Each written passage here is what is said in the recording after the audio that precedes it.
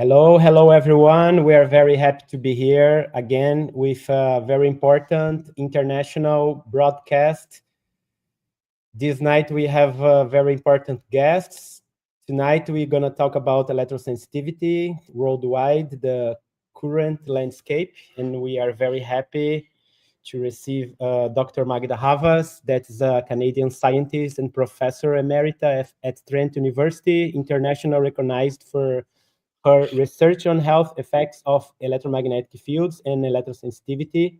She has published extensively and is a leading voice in the promoting safer use of wireless technologies. Also, we are very happy to receive Sheena Symington, that's director of the Electro Sensitive Society in Canada, working to support people with EHS, raise public awareness, and advocate for safer, lower EMF environment through education and community outreach. Also, we have here Aline. Hello, good night, and Sylvia, and Anna, and Melina, and we are all here to interview you. And we thank you very much for this space of awareness, and it's a very important moment that we are finishing our White and Yellow June. Is a public health campaign in Brazil that we hope that is spread for another countries. We watch a small video before, and then we go with Dr. Magda and Sheena to talk with us. Okay, can we watch the video now? You put the video, Aline? Yes.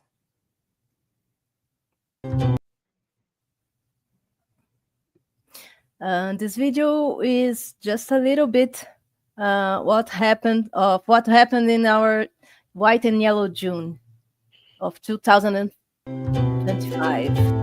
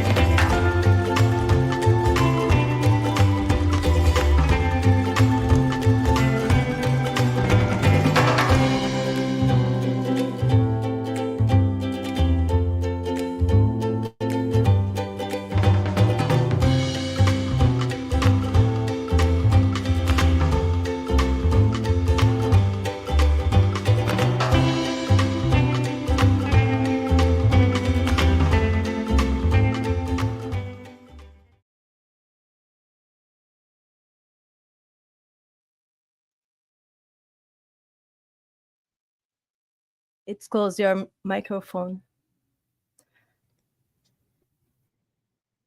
Okay, so now we go with Dr. Magda and Sheena. Thank you very much for accepting this invitation, and now is with you. The microphone is closed? Oh, sorry. Yep. Yeah, now it's open. Thank you very much for the invitation. Sheena and I will be giving a short presentation, and then we'll open it up for any kind of questions that you and your audience may have. And I'll start sharing my screen if it works.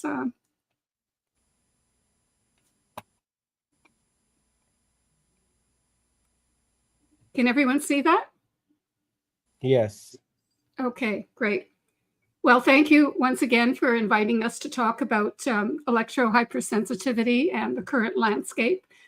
What we'd like to do is give a presentation about some of the problems that we're having and why we have electro hypersensitivity in the first place, and end it with recommendations as to what people can do to minimize their exposure and to optimize their health. So we've entitled this Electromagnetic Hygiene because we think hygiene is very important from all perspectives, and what you need to know to prevent electromagnetic injury. Here we have the electromagnetic spectrum. And it's divided into two parts. One consists of ionizing radiation, and I think everyone recognizes how harmful ionizing radiation is. But the part that we're most concerned about is non-ionizing radiation. And we believe that these different forms at different frequencies are contributing to electromagnetic pollution. And they're given different names depending on the frequency of the wavelength. It could be microwave radiation, radio frequency radiation, or just electromagnetic radiation.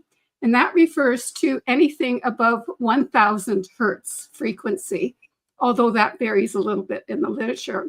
And then we have something called extremely low frequency electromagnetic pollution, and that refers to our use of electricity around the globe. What we know is that electromagnetic radiation, EMR, and electromagnetic fields, EMF, are a form of pollution. And just like we have chemical pollution from stationary sources or mobile sources, we have indoor air quality issues. Some of our behavior determines how much we're exposed to. And we have wearables as well. Perfume, for example, is no longer accepted in hospitals because of multiple chemical sensitivity. And similarly, we have wearables that emit microwave radiation and should be avoided as much as possible. This form of pollution is generated by wireless technology, which is constantly increasing. Electronic devices, particularly energy efficient devices, believe it or not, and with our use of electricity. The documented health effects fall into three major categories, one of which are cancers, impaired reproduction, and neurological disorders. And these neurological disorders are generally regarded as electro-hypersensitivity. When you combine all three, the cancers, the reproductive impairment, and the neurological disorders, we have something that can contribute to electromagnetic injury. And one of the things scientists are particularly concerned about is what are the mechanisms involved? And here we have some of the mechanisms listed. We're not going to focus on the mechanisms, but we do recognize quite a few of them, although the situation is still quite complex. Now, the Americans for Responsible Technology in 2020 provided 224 studies that dealt with reproduction, cancers, and neurological problems. And the interesting aspect about this is that these are the same issues that were documented more than 50 years ago. So we have nervous system issues, we have blood disorders, we have genetic changes, all of which contribute to the reproduction, the cancers, and the neurological problems. Now, when it comes to evidence, for evidence on cancers, we have three major multi-year, multi-million-dollar studies conducted at three different frequencies, 2,450 megahertz, 900 megahertz, and 1,800 megahertz. The first one was by the US Air Force in 1992, and the two more recent ones are by the National Toxicology Program and the Ramazzini Institute. All three of these large studies showed an increase in cancers, different types of cancers. And so we have evidence that is reproducible over a range of frequencies that shows that this radiation causes cancer because these are controlled laboratory studies. And what we have here are links. We'll provide you with a PDF of this. And what we have here are links where you can actually go to those particular studies. We also have evidence for various types of cancers in humans. The ones we're most concerned about are gliomas, which is a malignant brain tumor that is often fatal, acoustic neuromas that affect the nerve in the ear, salivary gland tumors that are on the side of your face, and breast cancer for women who store their cell phone in their bra. Some recent tumors that are showing up include thyroid, and your thyroid is very close to where you would hold a cell phone. Some of the cell phone antennas have the radiation right beneath, right near your throat. And so that would could contribute to thyroid cancers, which are increasing dramatically, primarily among women. It also includes colorectal cancer as well for people who store their cell phone in a hip pocket, for example. And then in 2011, so that's already 14 years ago, the International Agency for Research on Cancer classified radiofrequency radiation as a possible human carcinogen. And they said it was possible rather than probable, because at that time, there was only one large-scale animal study, and that was the US Air Force. Since then, we've had 2 additional ones. And so what we really need is a review of the IARC recommendation to move it from a possible human carcinogen to a probable human carcinogen. And we have the International Classification of Diseases, Code 10, that identifies radiofrequency injury as a W90.0 code. So the medical authorities are beginning to recognize that radiofrequency radiation and extremely low frequency electromagnetic fields can contribute to cancer. I'd like to share with you just one study on reproductive impairment. And as you can see here, there are multiple studies looking at male fertility, effects on the fetus, and effects on young children and adolescents. In total, 68 reproductive studies have been identified by the Americans for Responsible Technology. There are many more, but these are the ones that they've identified as being of concern. And here I'd like to show you one of them from a study that was in 2008. And you can see here that this is sperm count down here. The blue refers to men who do not use a cell phone. Red is for men who use a cell phone for less than 2 hours a day. Green, 2 to 4 hours a day, and purple, greater than 4 hours a day. And this is showing the change in sperm count. And you can see here the sperm count is much lower. So there are fewer sperm. They're moving much more slowly. They live for much shorter periods of time. And very few of them are actually morphologically normal. So these are an increasing number of sperm that are deformed. They have multiple heads or multiple tails. And because of that, you're going to have problems with fertility with sperm that are simply unable to do their job. We have evidence for neurological injury, which is the one that is most commonly associated with electromagnetic hypersensitivity. Dr. Henry Lai from the University of Washington has been studying electromagnetic radiation for many, many years. He is now retired. And he looked at studies from 2007 to 2020 that looked at neurological effects of radiofrequency radiation. He found 355 studies, and of those, 3/4 of them, or 73%, showed effects, neurological effects of radiofrequency radiation. The 27%, or 1/4 of the studies, showed no effects. So we've got a lot of studies showing that there's problems when it comes to your nervous system, when it comes to exposure to electromagnetic fields. And this is one of my publications. Electrohypersensitivity is an environmentally induced disability that requires immediate attention. And here I document some of the neurological studies that are experienced and that are increasing in severity among our elderly and among children. So things like attention deficit hyperactivity disorder, autism spectrum disorder are ones that are increasing abnormally rapidly, and it has to do with something in the environment. Radiofrequency radiation is probably one of the causes of these particular neurological disorders, although there are others as well.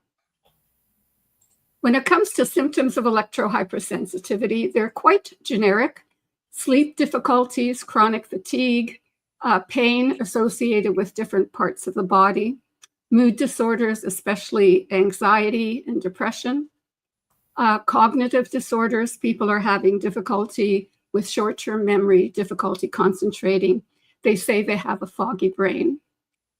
visual disturbances, tired eyes, blurred vision. And some of this is simply spending a lot of time looking at a computer screen at a set distance where your eyes don't get a chance to focus in and focus out at different depths. Hearing problems, tinnitus is a very common one for those who are electro-hypersensitive. Heart irregularities, particularly an irregular or a rapid heart rate when they're exposed. Skin rashes, itchiness, psoriasis, and excessive nighttime urination, and bedwetting among children. These are some of the more common symptoms of electro-hypersensitivity, which is now called electromagnetic radiation syndrome. Now, there are a number of names that have been used to represent this illness. The early one was neurasthenia, which stands for a weakening of the nervous system. And it was primarily among switchboard operators that they found this in the early 1900s. During World War II, there was microwave syndrome or radio wave sickness that were common among radar operators. In the 1980s, Ole Johansson recognized screen dermatitis for people who spent a lot of time in front of computer screens. Idiopathic environmental intolerance attributed to electromagnetic fields was recommended by the World Health Organization because they said we don't know what is causing the sensitivity. So idiopathic means we simply don't know the cause. Rapid aging syndrome is one that I coined in 2008 because this radiation makes your body age much more quickly by oxidative stress mechanisms. And the most recent one that came out this year is electromagnetic radiation syndrome. The scientists studying this feel that there should be just one term that everyone uses rather than a multiple set of terms that is quite confusing to the public. Now, when it comes to electro-hypersensitivity or electromagnetic radiation syndrome, Michael Bevington, in 2019, published this paper and said that approximately 0.65% of those affected can't work, 1.5% are severely affected, 5% are moderately affected, and 30% have mild symptoms. Now, the fact that you're asymptomatic, you may not have any symptoms, doesn't mean it's not harming your body. It simply means you're asymptomatic.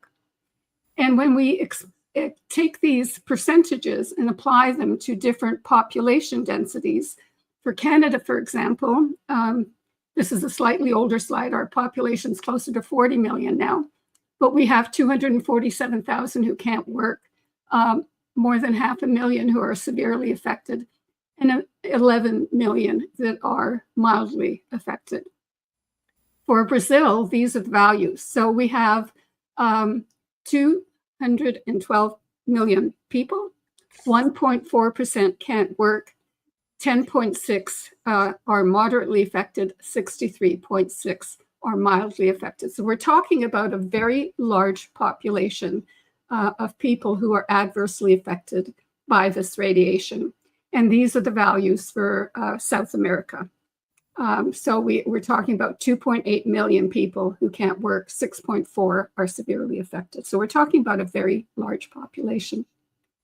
A lot of the work that I've done is trying to identify how to document electro-hypersensitivity in individuals. And one of the things we found is that this radiation affects the blood, and it causes something called rouleau formation. And here you see two slides. One is before, these are red blood cells under a dark field microscope. And you can see that they're nice and round, and a few of them are close together, but most of them are loose and not sticking together.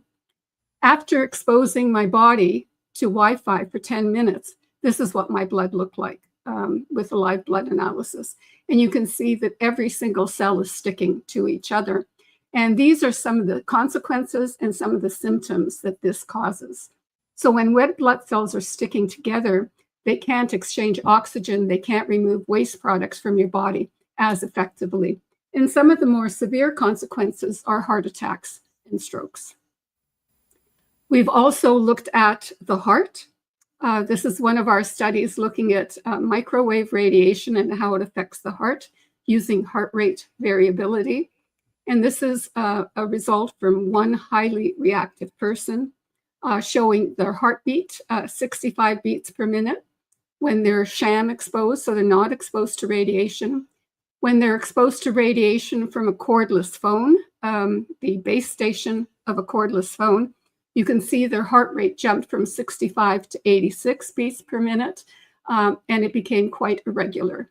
As soon as the phone was unplugged, it went back to normal, and as soon as it was plugged in again, we had the same symptoms. So this person is reacting through their heart. So it's something that's affecting their heart and their autonomic nervous system. And basically what it's doing is it's creating a stress response. Here we have another study looking at blood sugar. In this case, we were looking at dirty electricity rather than microwave radiation. And here we have a woman showing her blood sugar in gray before her walk, in green after a 20-minute walk. And you can see that her blood sugar has dropped down to a fairly normal level down here with the red line. Now, when it's raining outside or when it's too dark to go outside, the woman will exercise on a treadmill. And in gray, you see her blood sugar before a 20-minute walk. And in blue, you see it after a 20-minute walk. And in contrast to what happens when she walks outside, when she walks on a treadmill, her blood sugar actually goes up rather than down. And this is unheard of. And very few medical doctors know about this. So one of the ways that you can test if you're electrohypersensitive is to simply expose yourself to a treadmill, measure your blood sugar if you're type 1 or a type 2 diabetic, and see what happens to your blood sugar. If it goes up, then chances are you're electrohypersensitive. Now what I'd like to do is turn it over to Sheena, who will help us understand some of the solutions to this radiation. Thanks very much, Magda. And again, what we really want to know is how to reduce electromagnetic exposure, because reducing electrosmog will provide a healthier environment for everyone, not just those who know that they're affected by the electromagnetic exposure. Thanks, Magda. If you go to the next slide. So preventing electromagnetic injury. What hospitals have done to identify and reduce electrosmog exposure. So we have a hospital in Cyprus that has removed Wi-Fi from their pediatric facilities. And I have been successful at having and helping educate 12 hospitals here in Canada that is reducing their electrosmog exposure, containing that type of pollution within their facilities in order to provide access for those who are disabled in the presence of wireless technology, for example. We're currently working with hospitals in Europe to help them also implement this type of accommodation within a healthcare setting. So not only at hospitals, but at medical clinics and that kind of thing. There's an education piece, and then simply strategies on how to contain this pollution within the hospital setting. They're very familiar with containing viruses and containing different types of infections. So we just educate them along that same basis of containing the electromagnetic pollution. There have been continuing education for doctors. There have been 2 EMF medical conferences, both in 2019 and 2021. And there's a nursing textbook that also educates about electrosmog. There's been international recognition of electromagnetic injury. In Canada here at the Women's College Hospital, they diagnose EHS, or electromagnetic radiation syndrome. In 2000, it was recognized as a functional impairment in Sweden. In 2002, the US Access Board recognized electrohypersensitivity. And Magda and I also presented to the National Council on Disabilities in recognition of EHS and how to provide, again, access to healthcare facilities for those who are disabled in the presence of electrosmog.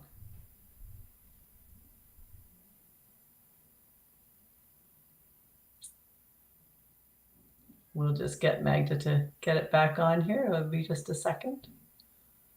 The presentation closed. Just a second. I think you need to share again, Dr. Yeah, Magda. just share it again. Thank you. So again, hospitals I've found are very eager to provide this accommodation once they know how. A lot of people are saying no because they don't know how to actually do it. They think electrosmog is everywhere. There's no way to reduce it. It's very, very difficult to do this. But what we've found is that you can contain these signals. You can reduce electrosmog in hospitals, and being able to show them exactly the steps on how to do that. Most people are very eager to actually implement these accommodation strategies. And like I said, to date, I've had 12 hospitals that have been able to do that. Thanks, Magda, if you just push play from that slide.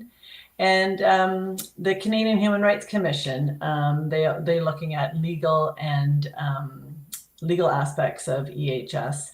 And they have, we've been quite successful, but not nearly as much as we need to be to date. 20 horas, hora de microprotocolos. And if you stop sharing and then share again, just because we can see everything, that'd be great. And so, like I said, it's been nice. I've been contacted by doctors in Europe that are also interested in having this kind of hospital accommodation. And I would be eager to help those in Brazil who are interested in having their hospitals really provide access to people who are EHS. So if we have a hospital here in Brazil that's interested in have a low EMF environment, maybe we can tell them to look for you and totally. Yeah, I would that's amazing. Do that. Absolutely. That's and there's amazing. different ways that we can do that with electromagnetic hygiene. So first of all, you really make sure that they don't have wireless technology. So you turn off all the wireless technology. Some of them you can power down. You can power down the Wi-Fi routers. You can power them down. Some of them can work very, very well, even at 16%. So they can still provide lots of access, but you don't have that radiation spilling off into other areas. The hospitals and schools, they're often very big concrete structures because they have that fire safety component. So that type of structure really lends itself to being able to contain electrosmog. So you avoid the infrastructure piece as not having wireless routers throughout the building. You have fiber optics and Ethernet cabling. So you really look at the infrastructure and reduce the wireless component as much as possible. Are you able to share, Magda? It's not sharing yet. Oh, okay, sharing on mine. So hold on. Yeah, it's not sharing yet. Another question, Sheena, you said the women's college hospital in Canada who were able to diagnose EHS. That's a very important point. This is specific objective diagnosis, because usually they say that diagnosis is just based on what the person speaks, not very objective markers, biomarkers. So do you know more details about this women's college diagnosis? Yeah. When you play, it goes off for some reason. So we saw it there just for a second and then it stopped. With Women's College Hospital, yeah, so if you just, it might be on the different screen that you have it. There it is. Yeah, okay. Lovely. Great. So the infrastructure piece and the personal devices. I can also give you a link to the Women's College Hospital because they do a detailed intake, and they do like when you go to a doctor, you talk about your back pain, you talk about different problems that you have. There is not necessarily always a confirmation of all of those things, but Belpalm also has some biomarkers that he has had in his papers, and I have links to education for doctors on my website for electrosensitivesociety.com. So a lot of that detail of exactly how to go about that diagnosis piece is there. So you're right, it's an absolutely critical piece. Can you forward to the next slide, please, Magda? And so again, it's looking at the infrastructure and the personal devices. So those are the two components of where you can really contain the signals. And we'll just go on to the next one because we'll give you a printout of these details on how to implement stuff. You want to shield wireless meters or any kind of cell phone boosters or other wireless devices that cannot be turned off. When I started looking at hospitals, there were so many devices that they actually didn't have control over. They had cell companies that were putting mini cell towers inside the hospitals and they didn't have any control over it, so they couldn't actually turn them off. So we had to shield them. Turn off fluorescent lighting is another easy way to reduce the electrosmog. You want to measure and locate and avoid high electric and magnetic fields. You want to unplug the assessment equipment, especially in the vicinity of a patient, especially when it's not being used. And you want to measure and locate and eliminate the sources of dirty electricity. So basically, you measure all of the different, when Magda was talking about the electromagnetic spectrum, you want to measure those different frequencies that really make up that electrosmog component, identify the sources, and eliminate or block it. Number 6. And you want to establish environmentally friendly waiting rooms, treatment rooms, and inpatient rooms. So you have like a pathway of treatment where people are waiting, not next to other people that have those mobile devices. They have separate waiting rooms. They have separate elevators. There's just really easy ways on how to contain these signals within a hospital. You want to post signs, no wireless within 10 meters of the patient. And for those with severe environmental sensitivities, reducing that waiting time. So not having them at the hospital in that high exposure for long periods of time. You have them checking in at home. You have them doing that by phone prior to they get to the hospital. You come when there's very few people at the hospital, so there isn't as many other personal devices. And really critical, avoid placement of cell towers on top of hospitals. I don't know if it's the same in Brazil, but we drive around here and there are cell towers on top of the hospitals. So it's supposed to be a place for healing.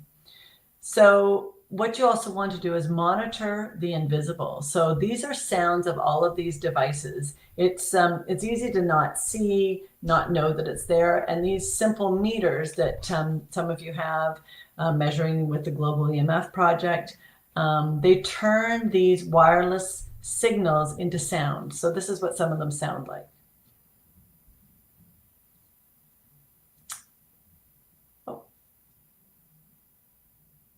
That's okay. Maybe we won't get that. There you go. Just press that play button. Play and then play on the slide. Yep. In the middle of the slide. Yep. Oh, you didn't share your sound. That's okay. No problem at all. So what these meters do is it turns the microwave radiation into sound so you can hear it. And that really allows you to identify and eliminate the sources. So a meter is a really critical piece in finding what you want to eliminate in your home. So these are recommendations for individuals. I went kind of through the infrastructure piece of a building, like a hospital or a school or a medical facility or a workplace facility. These are recommendations for individuals. All of these devices that you can see on the screen, all of them emit radio frequency radiation. You want to minimize or eliminate them from your home. You want to get rid of any of these wireless devices, and you really want to focus on your bedroom.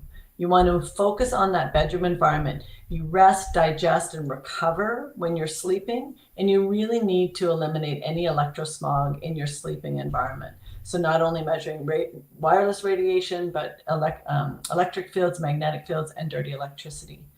These are recommendations for communities. You want wired fiber for that last mile for solutions. You want fiber optics coming to your door and then using wired devices of Ethernet cabling within your home.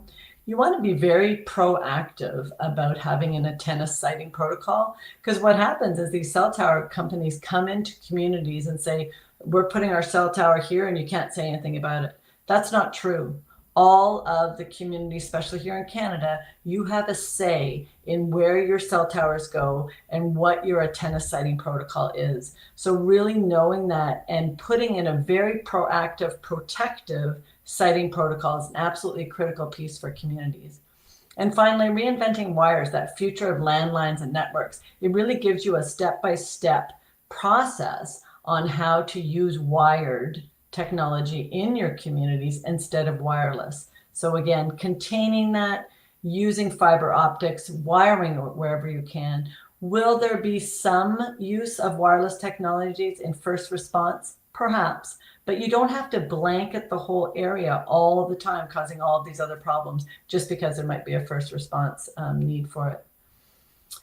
A lot of people have said to Magda and I, if it was really harmful, they would be saying so. So as she showed you from the Zoe archives from 50 years ago, they are saying that there is a problem. They are saying that it's harmful.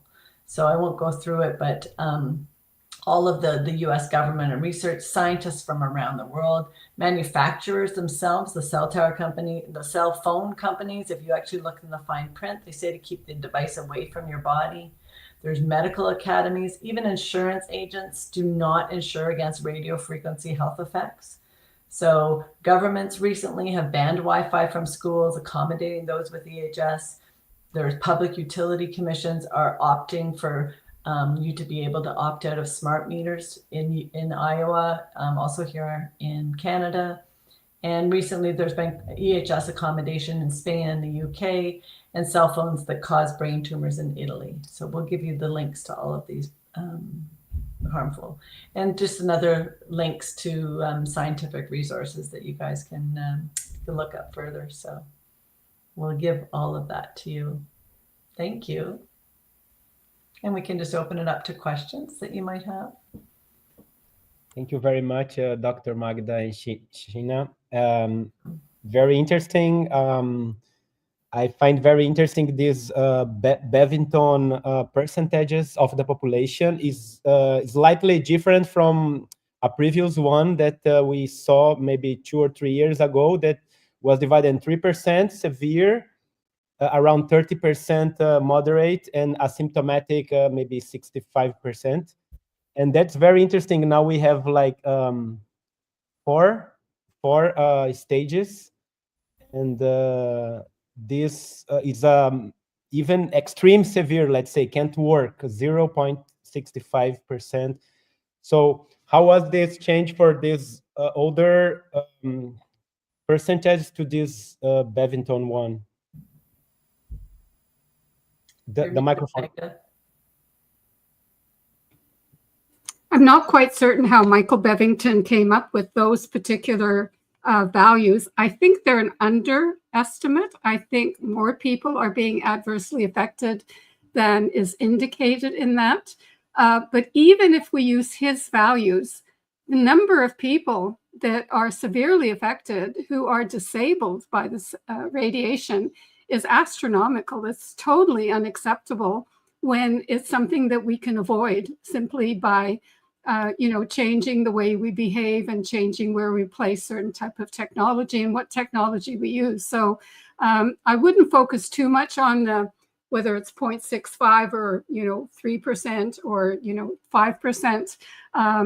There's so many people who are suffering from this radiation that we simply have to educate, bring awareness to this issue, and then have the individuals who can take care of themselves do so, and those that require expert help to have the experts understand what is going on as well.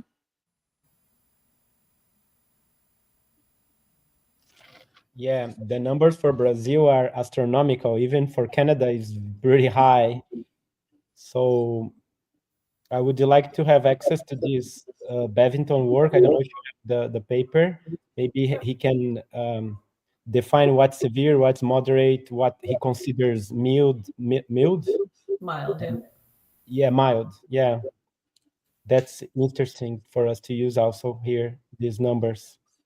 He's recently written a chapter for a book that's coming out later this year, where he says that there's evidence of electro hypersensitivity going back to the 1700s. the people who first started working with the technology had some of the symptoms that we call electro hypersensitivity or electromagnetic radiation syndrome. So it's been ongoing for a much longer period of time. And the result that I showed for the switchboard operators, that was actually a legal case here in Canada where the switchboard operators won. And this is at the turn of the last century. They were being shocked when they were plugging things in. And they developed all sorts of adverse health effects, particularly neurological, and they won the legal case back in the 1900s. So, we have a lot of evidence that this is real. It's recognized not only by the some medical organizations, but legally as well. Thank you. Anna, Sylvia, Melina, do you have any question? It's open if you want to. Oh yeah. Pleasure to have you here, Dr. Magda Havas and Sheena. I'm an architect, and as an architect, I'm really concerned about our home health, and I'm working with this because we need to have a safe place to take care of ourselves. And as you told us all during the presentation, the place where I put my concerns is about our bedroom, our bed area. And what could you tell us about this area, about the wire around the bed, if it could be dangerous for us too, or only about the wireless? There are aspects. So you want to have no wireless technology in your bedroom. You can have a cell phone. If it's charging, keep it away from you. You want it into airplane mode or totally off. If you need to use your alarm or you want to listen to music or you have a reminder, if it's in airplane mode with Wi-Fi and Bluetooth off, those things will still help, still respond, like you can still interact with the phone if you need to. But it's really critical that you eliminate anything wireless in your bedroom. Like you already said, ideally turning the power off to your bedroom so you cut the electric and the magnetic field to your bedroom would be very helpful. Filtering dirty electricity. So again, having some of these really simple handheld meters to measure your environment, or having a professional come in to have them indicate what you can do to eliminate the exposure in your bedroom. But there's some things, so you have to look at the infrastructure, so the wiring of the bedroom, and then your personal devices, really ensuring that there's nothing also in the room below your bedroom. Some people have a cordless telephone in the kitchen below their bedroom, and then that would be a radiation source right close to their bed. So you want to kind of think about what are in the rooms adjacent and below and above your bedroom. Sometimes if you have an independent living space and you have a bedroom or a room that's in the basement, that can often be easily contained of not having wireless signals because it's below ground. Mm-hmm. Thank you. You also want to make sure that you don't have a lot of metal in your bedroom. If you're living near a cell tower, for example, that radiation can come in, and if there's metal there, it will be reflected like a mirror. So it can increase your exposure. And some people make sure that they don't have wires in their mattress, for example, the coils, that they don't have a metal bed frame, because all of that can redistribute the radiation and increase your exposure. Thank you. Thank you very much. I would like to make, can I speak? Go ahead, go ahead. Okay, I want to make 2 questions, but before I do so, I would like to thank Dr. Magda Havas for making the foreword for this book. This book is directly for parents and also electrosensitive people. It's a step-by-step for parents. And Dr. Magda Havas, she wrote an extraordinary foreword for this book. So it will reach thousands of people. and help people. That is what that's our mission, right? Could I also comment, like you've got that book in Portuguese and English, right? Yes. 2 versions of it. And when I read the book, I was really impressed because what Sylvia does is she helps parents understand what they need to do in very simple language. There's nothing highly technical or difficult to understand. And depending on how old your children are, whether they're 2 or 3 years old or whether they're teenagers, you have to do different things with them to minimize their exposure. So it's highly recommended for anyone who wants to protect their family. It's promoted for parents, but if you're a grandparent or an aunt and uncle, I would strongly encourage you to read it and to incorporate many of the things that Sylvia recommends, including for adults. We're not immune from this technology, but of course, we really want to protect children because they're our future. And if we don't protect them, then we really don't have much of a future. So thank you, Sylvia, for writing that book in the way that you wrote it for the audience that really needs to learn more about this. So thank you very much for that. And thank you for the suggestions for improving the book, and great forward. The book is available on Amazon, so anybody can buy it. It's called Playing with Invisible. Playing with the Invisible. I would like to make questions. One of them, I'm curious to know, Sheena, you're talking about the hospitals. And are the hospitals that go after you, or you go after the hospitals to try to implement those EHS procedures? Great question, because I am helping individuals who need the accommodation, and then I educate the hospital to provide that for that individual. So I have tried to educate hospitals on their own, but they will always say, well, when there's somebody who needs that, get back in touch. So I've done it through the individual who really needs that accommodation to happen for them to be able to access the hospital. They give me permission to talk to the hospital on their behalf. And then I go in and help implement the changes that are necessary, both from the infrastructure piece and from the signage and the personal devices piece. There are steps to how to accommodate in a hospital setting on my website. So electrosensitivesociety.com under how to accommodate. So I really want to make it easy for people. And it really is quite simple. And I work well with the hospital, finding out what their needs are, because we still want them to be able to do their job, and we want to be able to provide access. So it's a win-win for everyone. And then after I had that first hospital, those different hospitals then speak to each other to say, okay, so this is what we did, this is what we did, but it is always accommodating that patient. So it's patient first and then the hospital. I think the most challenging thing is the needing for the hospital to want this, because also the hospital, if it's a private hospital, it thinks about the costs and if it will bring more clients.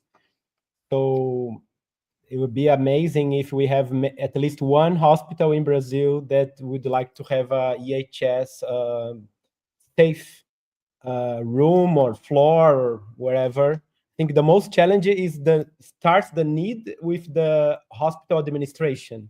They say, oh, we want this, because it's not we talk about this, but we are in a very small bubble. Often when I start with the hospital administrators, it doesn't go anywhere. If I go in with through the patient experience office, so the people where you would make a complaint, or if you had a special dietary requirement, you would speak to them. So it's the patient advocacy, the patient experience. It's those people that I speak with. So I start with them, and you educate with them. Their job is to make you comfortable in their hospital. That's their job. So if you need a clean electromagnetic environment to be comfortable, then they're going to do that. So you start with them and you educate not just one, but their whole department They said no originally because they didn't know how to do it. If you're asked to do something you don't know how to do, I almost guarantee, if you're not Magda, just kidding, you'll say no if you don't know how to do stuff, right? Like there's a personality component here, because if you don't know how to do something well, then you're reluctant to do it. So they said no. So I went to the hospital and measured the hospital myself. Since then, I've got building biologists to volunteer their time to help measure hospitals. So we have a lot of people worldwide who do some measuring now from a professional point of view, and pairing them up with the patient who needs the accommodation, the building biologist who can go into the hospital and say, oh, you just do X, Y, and Z. Because contrary to belief, it's not expensive to do. It's actually quite simple to contain those frequencies because of the infrastructure and the really thick walls that hospitals are usually built with. So when I first started trying to eliminate the exposure in the hospital, I was shocked at how effectively we could eliminate it, just doing some simple strategies that I've outlined in the electrosensitivesociety.com website. So it's the interest in doing it and then making it really simple in order to be able to achieve. Are there any hospital in Latin America that you know that it's interested in Latin America? Any hospital? Are there any what in South America? Hospital? Any Not hospital? that I know of. But again, like I said, educating on that ground level of going to the hospital, like all of you can pick a different healthcare facility and we can see how far we can go. Because what I also say too, inevitably, because of the legal cases, they're going to, like eventually, like when Magda was saying, when it becomes a class 2A carcinogen, when it becomes necessary, and I'm naively hopeful that that will happen soon, they are going to be required to provide a safe environment for their hospital, right? So let's just get ahead of the curve. So that's the thing. It's that type of education. This is happening. There's lots of people that are affected by this. This is a pollutant. So you come from a pollution perspective, not so much from an EHS perspective. Nobody should be exposed to this. Nobody should be unknowingly and exposed to this. We should be minimizing it, no matter if we're sensitive or not. So coming from the point of view that people are going to heal more quickly, it's a healthier environment to provide. People want to provide a healthy environment to work in, to live in, to heal in a hospital. So it's just shifting a bit. I got my foot in the door with having to accommodate, but shifting more, because some of the hospitals, more so the medical clinics, dental offices, they accommodated some EHS patients and they felt so differently at the end of the workday. They actually stayed wired. They eliminated the wireless technology in their medical facilities because they could not believe the difference at the end of the day that they felt. So it's that education piece that really is helpful. It's a very nice narrative, because you say that, oh, pretty soon will be like 2A or group 1. So you are ahead of. So it's very good narrative. We are thinking about that many years, that sometimes when you talk about hygiene, EMF, people always think that you are going like in a different to the past, and not to go to the future. That's very interesting narrative that we all have to go with it. Yeah, you shift to the success for everyone. Yeah. Another question, Anna, Elena. There's a one from Carla here. What symptoms can dirty electricity cause? Magda, you're muted. The studies that we've done with dirty electricity shows that people who have certain neurological conditions, multiple sclerosis, for example, when we filter their home, and if they don't have other devices like Wi-Fi and nearby cell tower, their symptoms of multiple sclerosis improve quite dramatically and very quickly within a matter of a few weeks. And when I was first doing this research, I was working with a woman who used a walker. And so I went to her home to measure levels of dirty electricity. We recorded her symptoms for several weeks. And then we put filters in and then recorded her symptoms for several weeks again. And when I first went to her home, she said to me, phone me 10 minutes before you arrive, and I'll open the door for you. And when you come, just knock on the door and come in, because it takes her such a long time with the walker to get to the door. And we did that. And the second time I went back to visit her, she was totally different. She told me that she had been away on vacation with her husband and she was dancing. And this is a woman who couldn't walk. And I was so impressed and amazed and found it difficult to actually comprehend that I began to take videos of these people, like before and after videos. And you can see the difference. It's incredible. Because I thought no one's going to believe me, because I was having a hard time believing it and I was seeing it firsthand. Not everyone we treated benefited from it, but a very large percentage did. So neurological problems can benefit from reducing your dirty electricity exposure. The blood sugar test that I showed you with the woman on the treadmill, we've tested several people who are diabetics and find that if they're diabetic and they're electro-hypersensitive, then they have difficulty controlling their blood sugar. And if they reduce their exposure, their blood sugar will go down. And if they increase their exposure, their blood sugar will go up. This is known as brittle diabetes. And brittle diabetes refers to diabetics who, for some reason, can't control their blood sugar.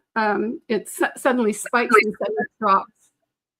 And I think part of that is due to the fact that they're either exposed or they're not exposed, and they don't even realize it. We've tested hospitals schools for dirty electricity and for sick building syndrome. And we found that there were a lot of the symptoms that I presented on electro-hypersensitivity, the chronic fatigue, the difficulty concentrating, the mood disorders, all of these diminished when we filtered schools with dirty electricity. And we found that students who had asthma required inhalers much less frequently when the dirty electricity was reduced. So there's all sorts of biological effects that are attributed to dirty electricity that we can minimize simply by filtering the radiation. However, if you have microwaves exposure as well, then filtering dirty electricity is only getting rid of one of the potential problems. So you really have to minimize your exposure to other sources of radiation as well.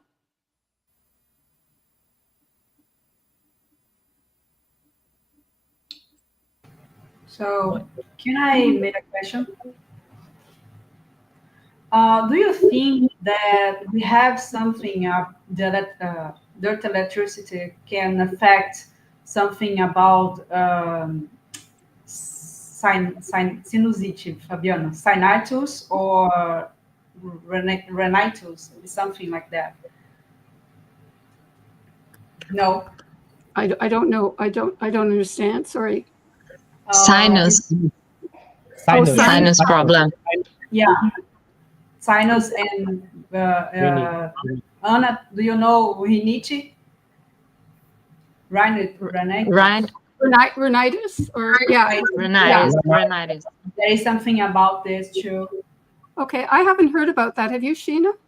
No, but a lot of the times when people will say, well, how can this, give you all of those symptoms?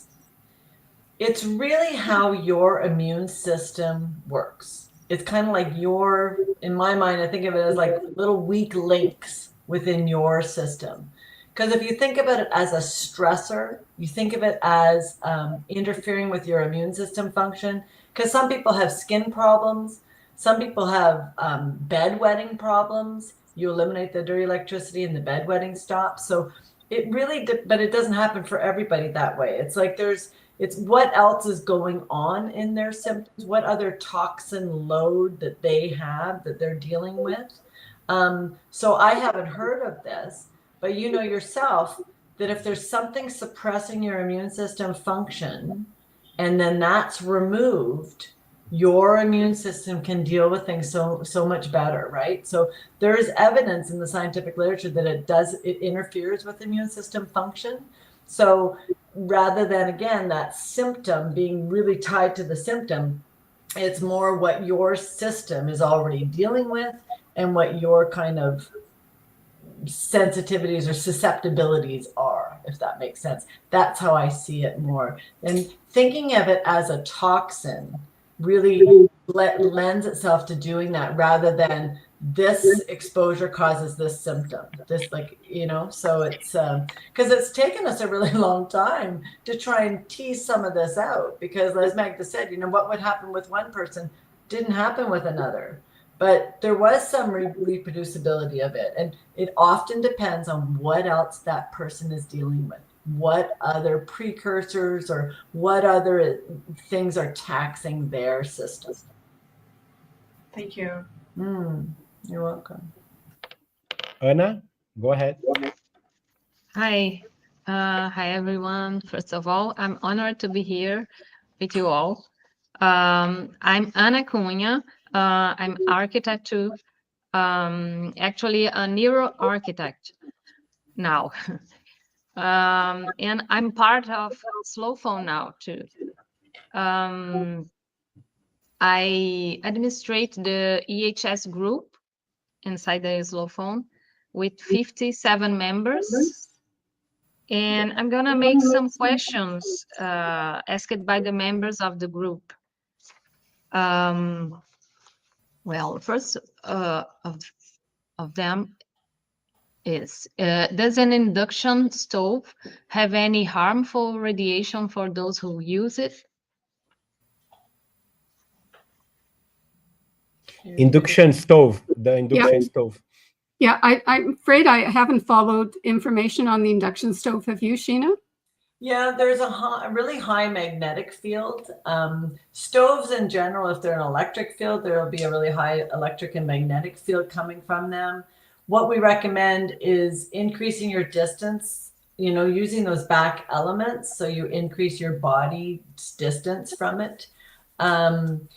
You know, standing on top and stirring. It's interesting. You'll have to measure it. Like, that's what it really comes down to, because as Magda said, the technology changes so rapidly. And even, you know, we did a lot of research on light bulbs, like the best light bulbs to use. So we found this one light bulb and we were so excited. We're telling everybody about it. And then I would go and I would measure the light bulb that somebody had installed, and it was a different reading. Like, some of the batches, even though it was the exact same light bulb, would be different. So not to cause alarm with that information, but just the importance of measuring it, measuring the electric field, the magnetic field, the dirty electricity, and the wireless technology. Because that's the thing, is a lot of the appliances, they're putting wireless technology components into it, which never used to have before. Those energy efficient, all of that kind of stuff. So dirty electricity isn't usually a problem with appliances. But I've also learned to say never say never, because you just have to measure it. And you can get some of these handheld measuring devices. Not everybody needs one. So a lot of the teachers that I used to work with, they would get one and just share it around. So they would get a meter for electric fields and magnetic fields, which often go together, and then the wireless technology with the radio frequency meter, and then the dirty electricity meter. So they would have those 3 meters that measured those 4 different frequencies, and share them and share them around. It's not as complicated as it sounds, even though it can feel really complicated. So the induction stoves, I have measured some of them that have been very, very high in magnetic fields, but but it's been years since I've measured it. So like Magda said, like the technology changes all the time. So measuring it is really useful. And I'm happy to kind of walk you through some of that too, because it can be very complicated. But turning things on and off, like a lot of people will say, how do you measure it? If you turn the power off to your home or to your apartment, then anything that's plugged in or whatever, it cuts the power unless it has a battery. So then you can measure in your home with the power turned off if there are sources of any frequencies, right? So it's like the process of elimination, but it can be quite simple just with a couple of different types of strategies on identifying sources and then eliminating them if you can. If you can't eliminate them, blocking them. But I'm not a really big blocker type unless it's totally encased and like covered, like when we blocked. I'm not a big fan of different paint and stuff because of Magda was saying that reflecting and that re-radiating component of some of the shielding can be really problematic unless you really know what you're doing. So I'm probably opening up another can of worms, but I'll leave it at that unless there's more about that. Does that answer your question?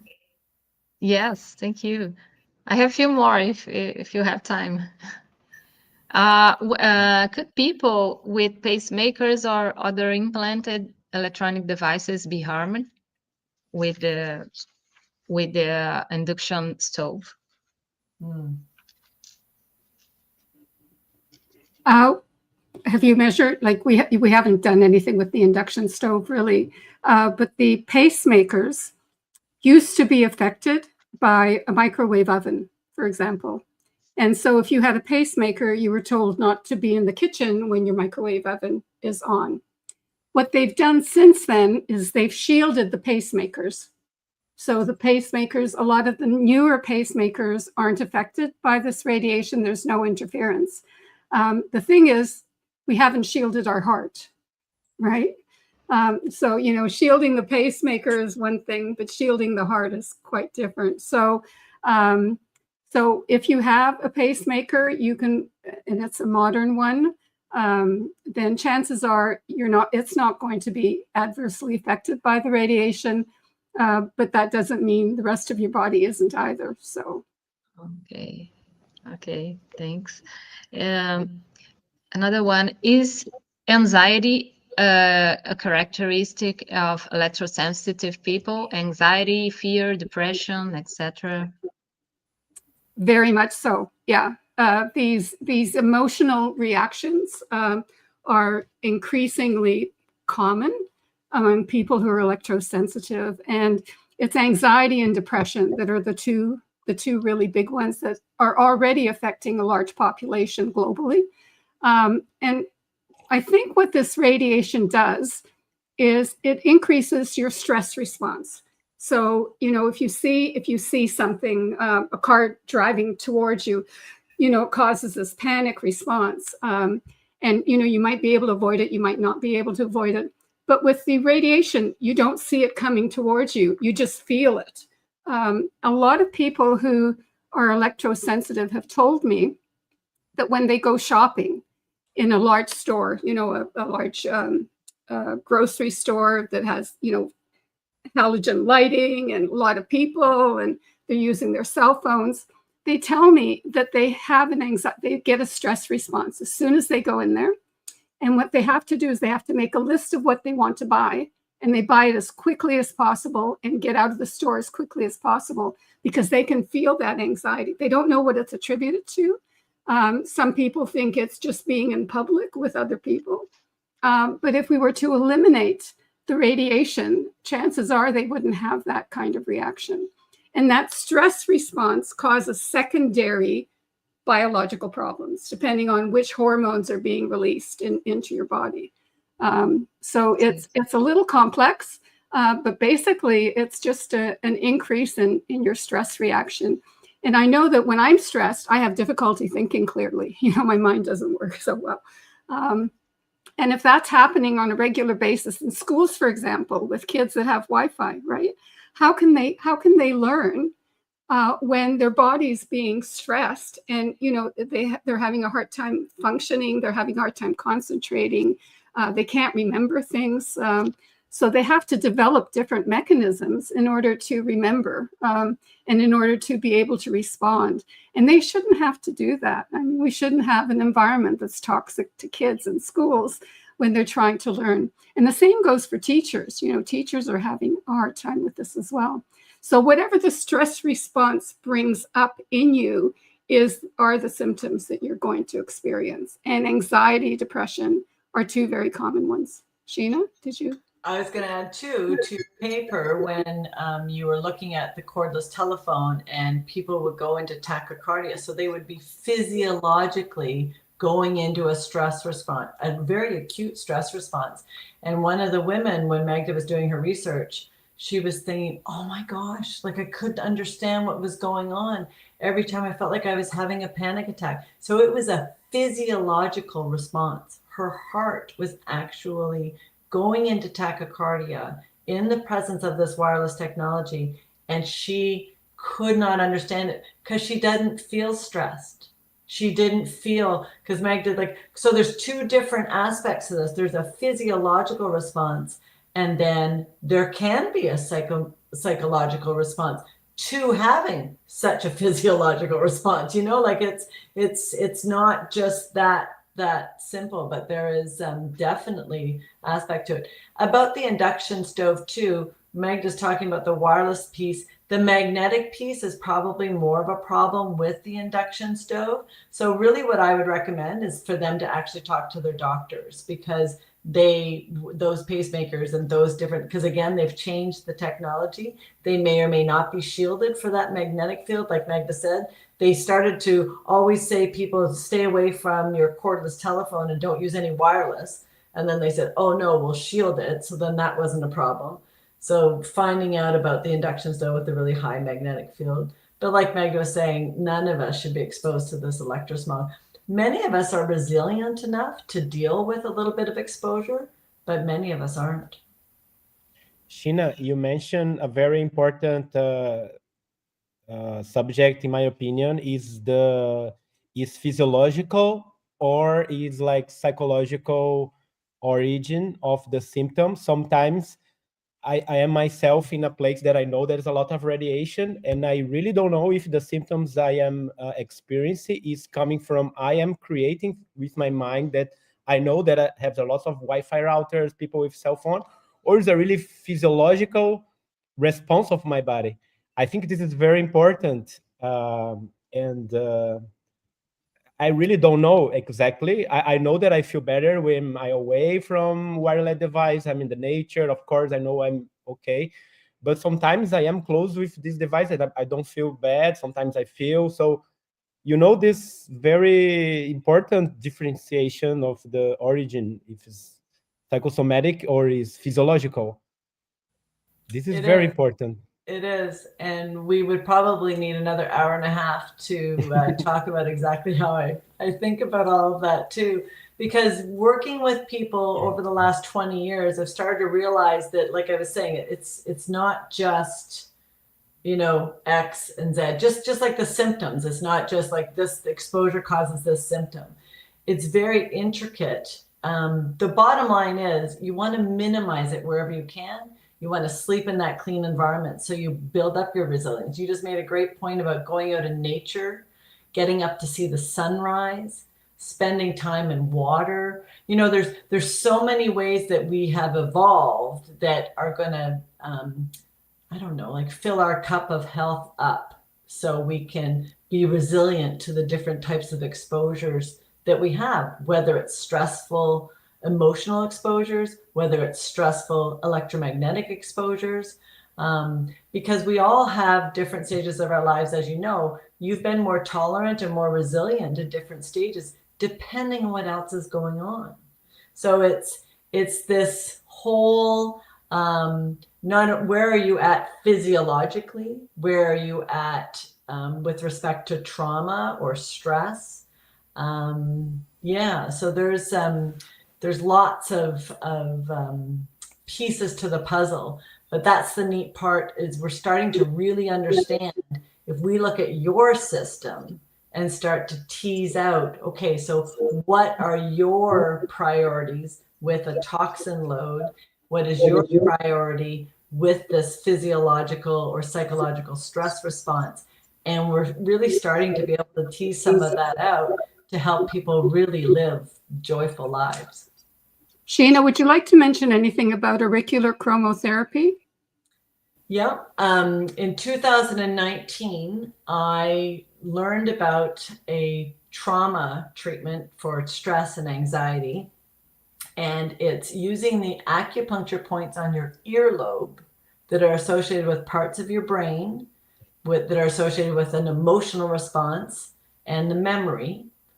And you can, sometimes people have an event like a car accident or something that they've seen or something that they've witnessed, and they just can't get the image out of their head. They just can't get beyond it. It kind of, comes up in their dreams. They think about it a lot, all that kind of stuff. With this trauma treatment, you can literally shine a light on their earlobe for 3 minutes while they bring up this image and bring up this emotional response of this trauma. And with that light treatment, they can really let that down. They can really shift from a sympathetic response of flight and fight into a parasympathetic response. It sounds too good to be true. And when I first started using it and teaching about it and stuff, it was just miraculous. So I now teach that to a lot of healthcare providers as a tool in their toolbox, whether they're, dealing with first responders that see a lot of very, very difficult events that, they can't quite get away from.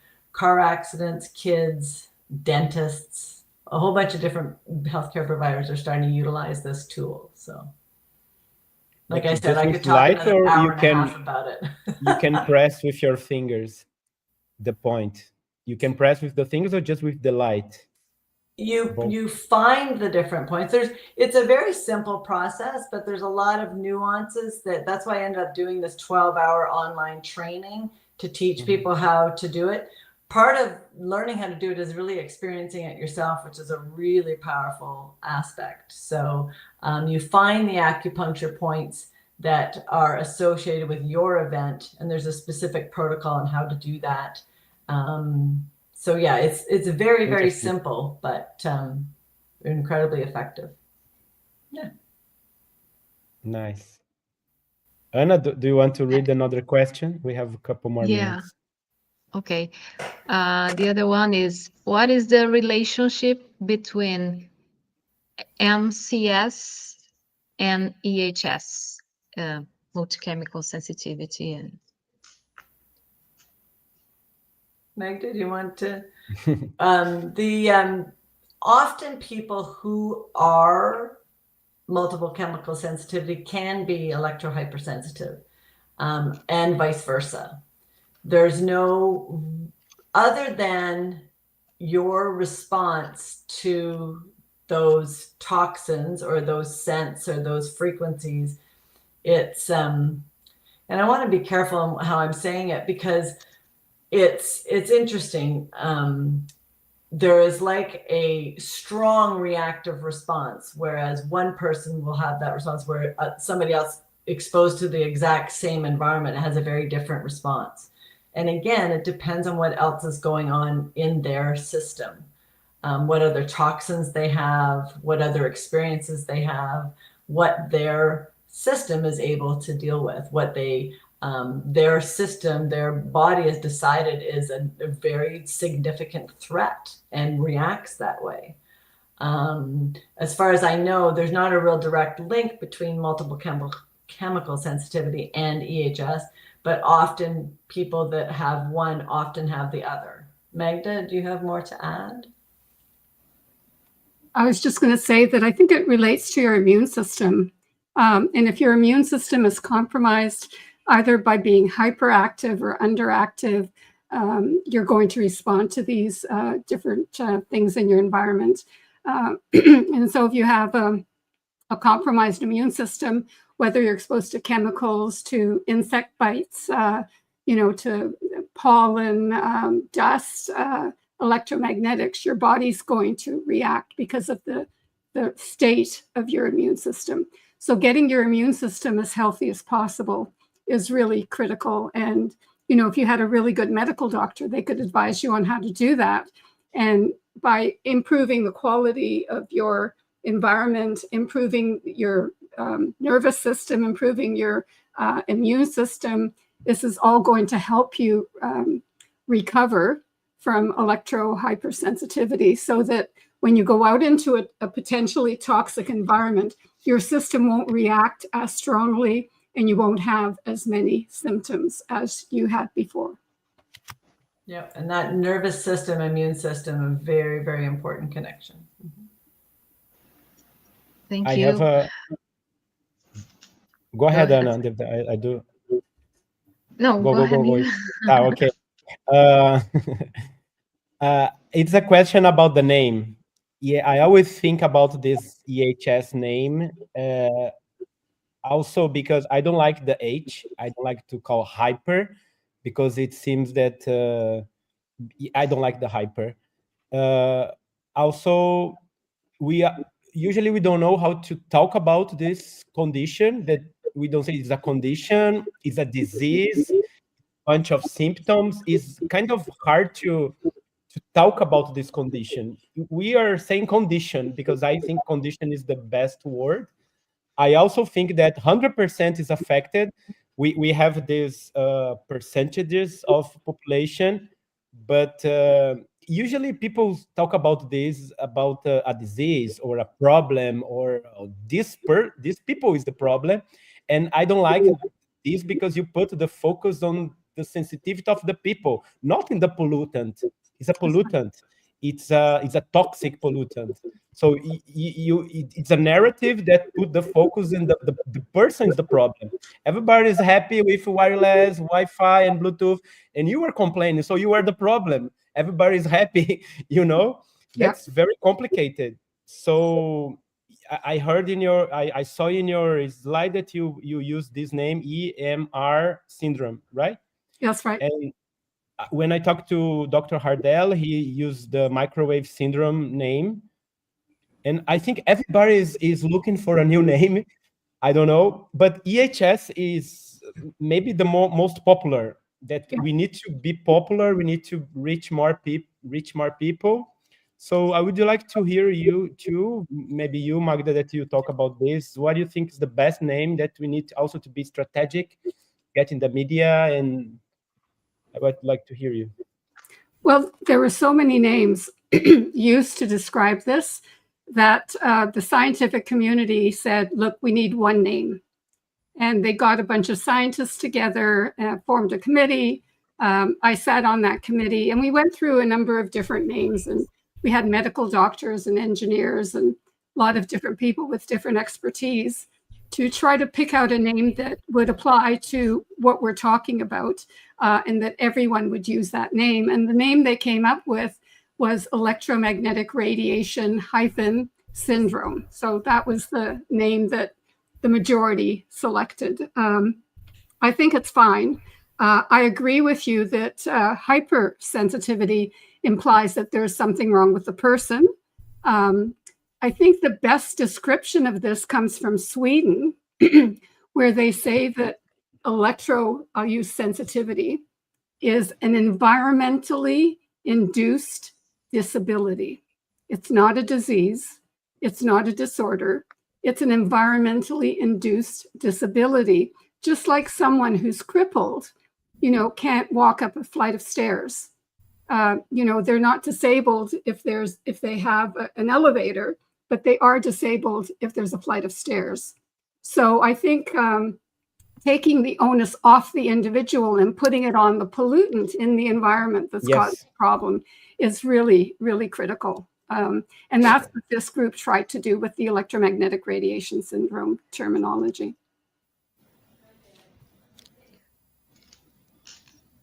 But there is a difference between people that really is hypersensitive, and the electromagnetic radiation syndrome in other people that are not hypersensitive? There is a difference, and I think it was Ole Johansson in Sweden who came up with the term hypersensitivity. And I asked him about this many years ago, and he said, we call it hyper because some people are more sensitive than others, just like your canary in the coal mine, right? There's nothing wrong with the canary. It just happens to react before humans. And that's a real advantage to humans, right? So electro hypersensitivity, if you have that disorder or whatever you want to call it, it allows you to determine whether you're exposed or not. And that's an advantage. I'm electrosensitive. When I measure my blood, it goes into that rouleau formation. That's the only reason I know I'm hypersensitive, because if you use a cell phone around me, I can't tell. I don't know when I'm exposed or not. So I have to use a meter to tell me whether I'm exposed to avoid exposure. But if you're electro-hypersensitive and you get a headache instantly, then you know there's something in your environment. You can either try to measure it or you can simply, go into a different environment. So there's a real advantage to people who can sense that sensitivity, that extreme sensitivity. And the rest of us can benefit from that. And if we can minimize their sensitivity so that they're not as adversely affected, I think that's a real benefit to them as well. As long as they know they're exposed, they can tell they're exposed, but they're not having severe symptoms. I think that's really, really beneficial to them as well. And minimizing the exposure in the environment at the same time, which helps everyone. So it's treating the environment rather than the individual is absolutely critical. Mm-hmm. Yeah, I think we didn't get in the best name that's also spread in the world and everybody uses. Is EHS is the most popular today, but not the best name. No. Yeah, I think it's amazing what you just said. There's nothing wrong with the canary in the coal mine. That's a very good. I will take that to use here in our. That's very good. It's a very healthy and we need a name that puts the focus on the pollutant, not in the sensitivity. That's right. Yeah, because if you put too much focus in the sensitivity, it seems the problem is the sensitivity, not the pollutant. Exactly. That's the problem of the name. Yeah. Okay, I think we have the last question here. Eric, regarding the hearing aids with Bluetooth. He said that there's no longer models without hearing aids without Bluetooth. So if there's any recommendation for people with this. There are hearing aids without Bluetooth. Are there? Oh, yeah. And you can buy them. Well, I know you can buy them here in Canada. And there's absolutely no radiation coming from them at all. But you have to ask for them specifically, because the hearing aids they have now, they talk to each other via Bluetooth. So you have one here, and how's radiation getting through, right? It's going right through your brain.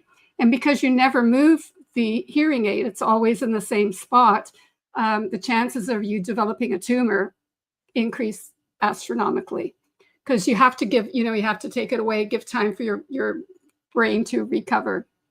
But you can buy hearing aids with no radiation at all. You just have to do your homework and look into them. They are available technically. And asking for them. Mm-hmm. Asking for them, yeah. With no antennas. Mm-hmm. Yeah. Mm-hmm. Okay, we're getting into the end. I ask everyone to say your final comments, final message. Can we start, Sylvia? We start finishing. Yes. Well, this topic is so important. And I hope lots of people can watch it and can learn as much as we did here. And spread this to people, because there's so many people that are sick and they don't have no idea why they are sick. And their kids are sick and their family are sick. And they have all these devices in their room that they sleep in. So this is so important. Thank you so much. Thank you. Thank you. Melina, your final considerations? Well, I'd like to thank you both to be here with us. As Silvia said, it's a very important topic to discuss, and I'm with you doing this to send this message for the world, and I hope the most of people can hear us and to have better health. Thank you a lot. Anna, your considerations? I'm very pleasant to be here, and I want to thank you for all questions, answers. Thank you very much. Sheena, your final message? There are always solutions. People, I don't know how many times I've gone in and they said, oh, well, we can't do this, we can't do that. You can always find a solution. Always. Like there are always ways to access the technology in a safer way. There are always solutions. So people who have kids, people who have guests visiting with differing needs, there are always solutions. And they don't seem very simple and accessible sometimes, but just with a little bit of care and brainstorming, we can always come up with solutions. And it's been a privilege to be with you tonight. There's a friend of mine that always says better together. And I think that's so true, right? Like we're better together, finding solutions, sharing solutions, and just educating, because we want to go forward together, fully accessing technology, but being really, really healthy about it. So looking forward to more. Thank you. Dr. Magda, your final message. Thank you. Well, first of all, I'd like to thank you for what you're doing with the slow phone movement in Brazil. It's wonderful. You're really leading the way for a lot of other countries to follow. So I'd like to let you know how much I appreciate that.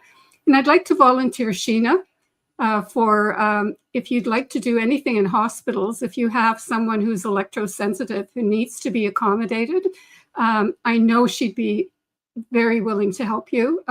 She's been successful before.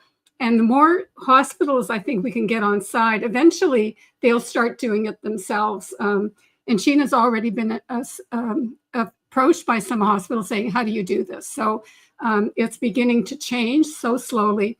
But the more countries we can get involved, the better. And if you're interested in the auricular chromotherapy and helping people who have anxiety issues and traumatic issues, whether it's dealing with electromagnetic pollution or some other issue, by getting rid of that physiological stress, you allow your body to heal.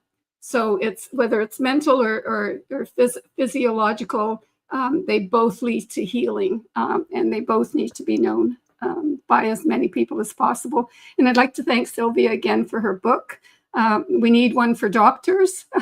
We have one for parents. We need one for schools. We need one for doctors. And we need one for hospitals. So, you know, if you have a bit of time, Sylvia, you can probably do some more work in that area.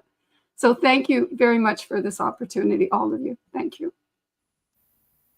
Thank you very much. Your website from the Rose Lab, roselab.com, right? Correct. roselab.com. Our website is lowphone.org.